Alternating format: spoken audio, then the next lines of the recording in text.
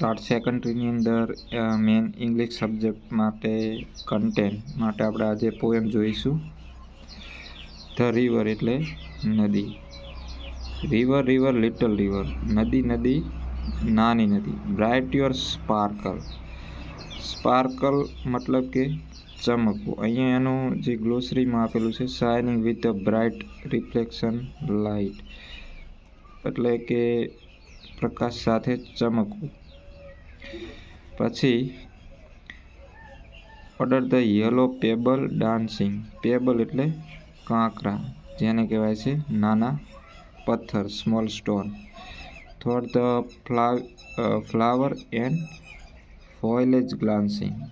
Glance મતલબ કે જોવું. ગ્લાન્સનું વર્ક ફોર્મ થશે ગ્લાન્સ્ડ, ગ્લાન્સ્ડ.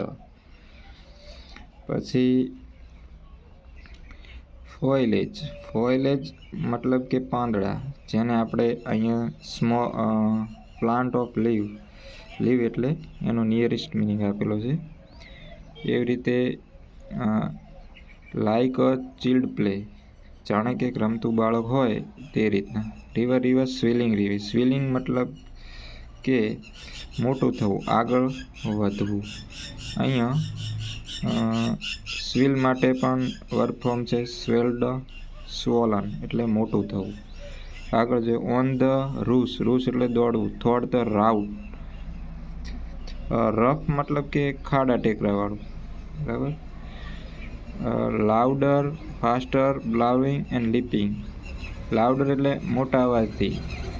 બ્લાવલિંગ. બ્લાવલિંગ માટે અહીંયા શબ્દ આપેલો છે લડવું, ઝઘડો, બોલાચાલી, જેનો નિયરેસ્ટ મિનિંગ થાય છે fighting on, struggling. Leaping. Leaping મતલબ કે કૂદવું. ડાન્સિંગ જેના માટે શબ્દ વપરાય છે. ઓવર ધ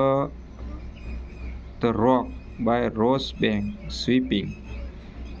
તો જેવી રીતે ફાઇટ માટે ફોટ અને ફોટ એટલે લડાઈ ઝઘડો, આ વર્ક ફોર્મ તેના થશે, એ કદાચ પૂછી શકાય છે. એવી રીતે રોક એટલો પણ પથ્થરો થશે. બેંક એટલે કિનારો થશે. સ્વીપિંગ એટલે અહીંયા સ્વીપ મતલબ કે ઝડપથી જે ધસી જાય છે, જે પ્રવાહ છે પાણીનો, એને સ્વીપિંગ કહેવાય. Like the impetuous youth. Impetuous મતલબ કે અવિચારીપણે વર્તવું, જેને ઉન્મત્ત પણ કહેવાય. અહીંયા આપેલું છે વિથ ધ ફોર્સ, એનો નિયરેસ્ટ મિનિંગ. આગળ જોઈએ રિવર રિવર ધ બ્રીમિંગ રિવર. બ્રીમિંગ એટલે અહીંયા ભરેલું, જેને કે છલકતું, એનો વર્ક ફોર્મ થશે brimmed, brimmed. Broad and deep. Broad એટલે પહોળું, વિશાળ. ડીપ એટલે ઊંડું. સ્ટીલ એટલે શાંત અથવા સ્થિર, ગતિ વિનાનું, જેને કહેવાય. સ્વિમિંગ. સ્વિમનો મતલબ વર્ક ફોર્મ છે સ્મીડ, સ્મ્યુબ્ડ. સ્ટીલ એટલે શાંત એકદમ. The time. ધ મોશન એટલે ગતિ. ટેન્ડિંગ. ટેન્ડ માટે ટેન્ડેડ એવું વર્ક ફોર્મ થશે. ઓવર ધ ઓશન એટલે સમુદ્ર. Just like mortal prime. માણસ શ્રેષ્ઠ એક વ્યક્તિ, જાણે કે સમયનો જાણે કે શ્રેષ્ઠ વ્યક્તિ હોય અને સમુદ્રની દિશા જાણે કે આગળ વધતો હોય, એ રીતના નદી સમુદ્રને મળવા માટે જઈ રહી છે. River river holding river. Holding મતલબ કે એકદમ ઉતાવળથી કરેલું, વગર વિચાર્યું જે પગલું હોય છે એને હોલ્ડિંગ કહેવાય છે. Down your dash into the sea. Dash એટલે ઘસી જવું, સમુદ્રની ઊંડાઈની અંદર ધસી જવું. Sea the line health never સાઉન્ડેડ.